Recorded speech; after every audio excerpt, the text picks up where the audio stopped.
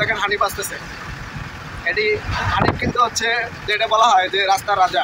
খারাপ ভালো মিলাই দুনিয়া, আমরা যে যাই বলুন আমরা হাসি মুখে মেনে নিই, যেহেতু আমরা ড্রাইভার।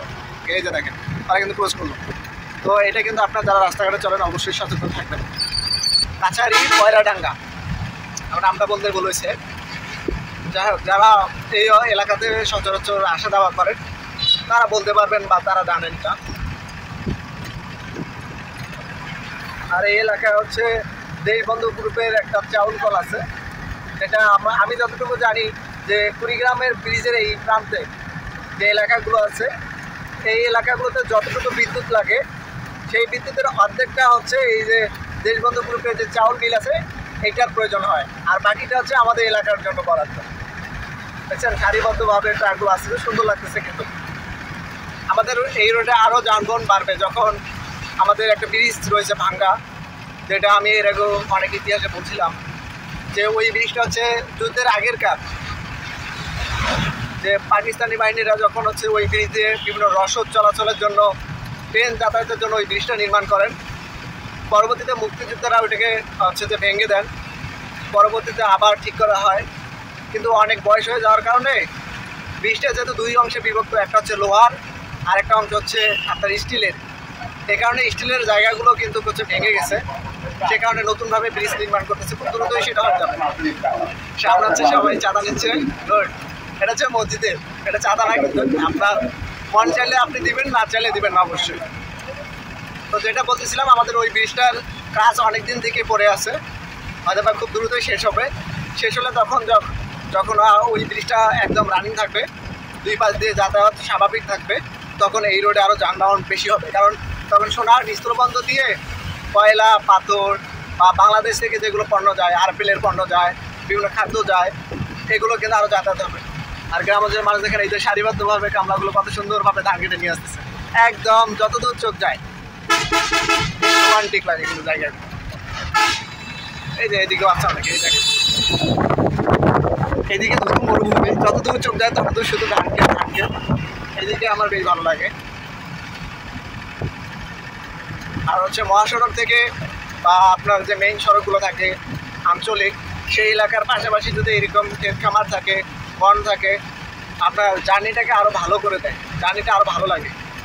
কুড়িগ্রাম এখান থেকে 15 কিলোমিটার, আরও 15 কিলোমিটার যাইতে হবে আমাদেরকে। তো এখান থেকে গিয়ে আবার মেসেজ যাবো যে খালি ব্যাগটা রেখে সাইকেলটা নিয়ে আমাকে আবার হচ্ছে কামলা দিতে বেরোতে চাইছিলাম, ওই যে কাজের জন্য একটু লেট হয়ে গেল। এটা হচ্ছে আপনার ব্যাপারীহাট, মধ্যকমরপুর সামনে, ভুলে গেছি। আর এই ব্যাপারীহাট থেকে কিন্তু আপনি ঢাকার অনেক বাস পান, এখান থেকে কিন্তু বাস পাবেন, এখান থেকে যাইতে পারবেন। আর ওই যে রোড দেখতেছেন ওইটা দিয়ে যাবেন আপনার ভিতরবন এই দিক দিয়েও যাওয়া যায়, প্লাস হচ্ছে আপনার ওই দিক দিয়েও যাওয়া যায়। আমি ওই দিকে রাস্তাটাও দেখাই দেবো আপনাদেরকে। ভিতরবন কিন্তু হচ্ছে নাগেশ্বরী উপজেলা, ভিতরবন, নুনখাওয়া, এই এলাকাগুলো। আর এই এলাকাগুলোতে কিন্তু হচ্ছে যে উপজেলা বা জেলার হচ্ছে সংযোগ অনেক ভালো। আমি হচ্ছে যে ভিতরবন ওইদিকে গিয়েছিলাম অনেকদিন আগে। আর ওইদিকে কিন্তু হচ্ছে আপনার ভিতরবন জমিদার বাড়ি আছে, তারপরে কালীহাট আছে। কালীহাটে কিন্তু আপনার হচ্ছে কালী যে একটা মেলা হয়, তখন আপনার হচ্ছে মেলার সময় হবে, তখন যাইতে পারবেন। কৃষি প্ল্যাটফর্ম, এখানে কৃষি উদ্যোক্তা। আসলে আমাদের সমাজ তো বর্তমান চাকরিতেই সবাই হচ্ছে যে চাকরিতেই নজর বা চাকরির জন্য হচ্ছে ব্যস্ত, কিন্তু সবারই উদ্যোক্তা হওয়া উচিত। সবাই বলতে যার যেটা ভালো লাগে সেই অনুযায়ী।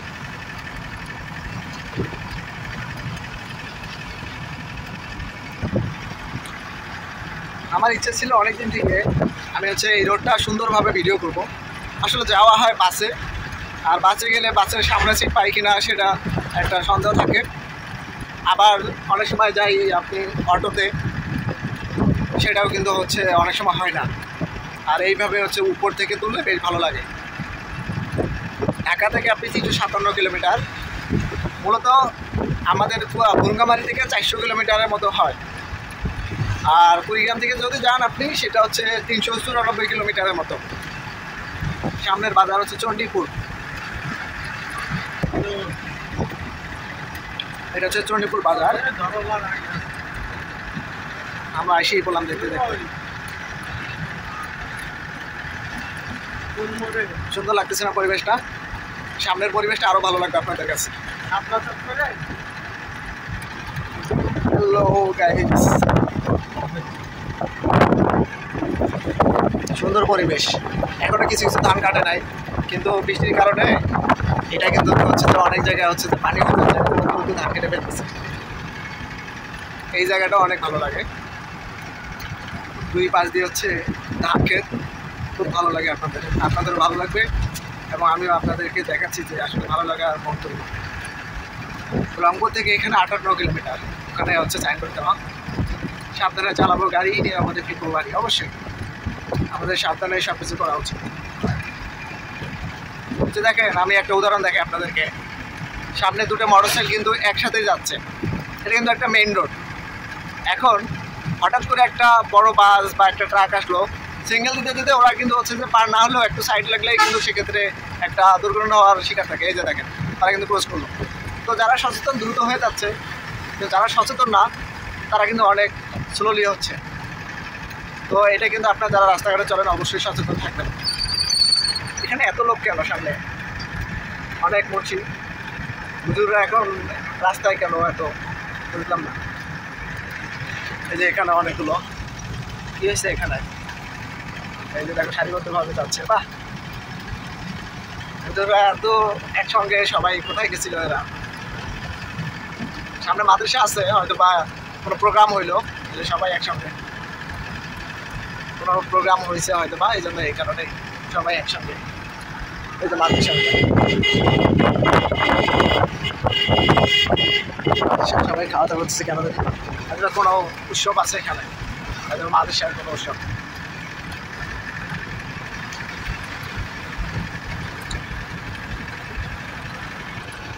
ভাই ড্রাইভিং কতদিন থেকে করেন?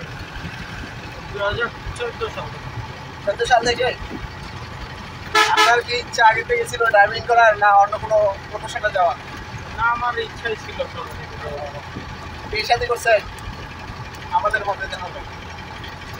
আমার বাবাও একজন ড্রাইভার ছিলেন, সেই সুবিধার্থে আপনারও ইন্সপিরেশন হওয়া।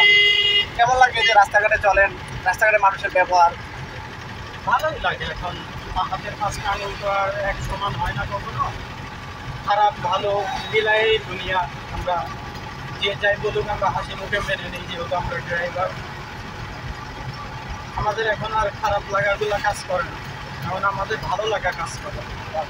খারাপ লাগে যখন নিজের কোনো অপরাধ থাকে না, তারপরে একজন এসে, সবচেয়ে বড় খারাপ লাগে একজন এসে যদি গায়ে হাত তুলে কিংবা গালাগালি করে, এই জিনিসটা হাত পেতে খারাপ লাগে। কারণ রোডে ছোট গাড়ি দোষ করলেও আপনার এখানে হয় কি, দেখা যাচ্ছে বলবে যে বড় গাড়ি ড্রাইভারের দোষ।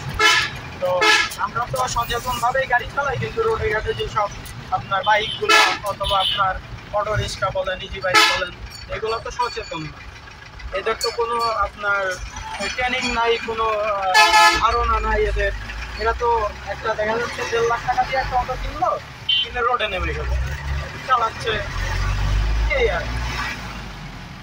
তো আমি বড় ভাইদের কাছ থেকে বা যে ভাইয়ের কাছ থেকে যেটা জানলাম, অবশ্যই আমরা যারা হচ্ছে যে ছোটো গাড়িগুলো চালাই তাদের অবশ্যই ট্রেনিংয়ের দরকার, অবশ্যই রোড বিষয়ক সচেতনতা হওয়া উচিত।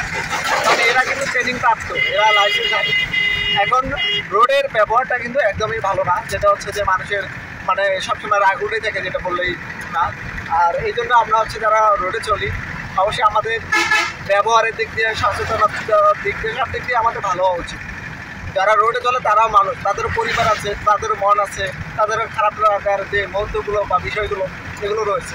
সেই জন্য আমরা যারা রোডে থাকি অবশ্যই আমরা হচ্ছে বুঝে শুনে তাদের সাথে আচরণ করবো, বুঝে শুনে তাদের সাথে কথাবার্তা বলবো। কারণ কেউ ইচ্ছাকৃতভাবে কোনো দুর্ঘটনা বা কোনো কারো ক্ষতি করতে চায় না। এই জন্য আমরা সবাই কিন্তু সেই বিষয়টা সচেতন থাকবো। আর রোডের বিষয়টা তো সবাই জানেন, অনেকে রোডে চলে, কিন্তু হচ্ছে যে রোডে হয়ে থাকে এরকম। তো দুই পক্ষেরই হচ্ছে যে একদম স্বাভাবিকভাবে থাকতে হবে, যাতে কোনো সমস্যা না হয়। আর রোডগুলোতে চললে বিভিন্ন ধরনের সমস্যা হয়। ধরেন যে আমাদের এই রোডগুলো, এগুলো মেইন রোড হলেও এগুলো কিন্তু এখনও গ্রাম অঞ্চলে রোডে মনে করে মানুষ। ধরেন যে বাড়ির পাশে আছে, হঠাৎ করে একটা বাচ্চা বা একটা গাড়ি একদম হচ্ছে রোডে উঠে পড়লো। তো এই যে এই বিষয়গুলো, ছোটো ছোটো বিষয়গুলো কিন্তু থাকে। যেগুলোর কারণে হচ্ছে অনেক সময় দুর্ঘটনা হয়। সেই জন্য আমাদেরকে সচেতন থাকতে হবে অবশ্যই। আর আমাদের বিশেষ করে লোকাল গাড়িগুলো বেশি চলে, যার কারণে হচ্ছে মেন গাড়িগুলোর অনেক প্রবলেম হয়।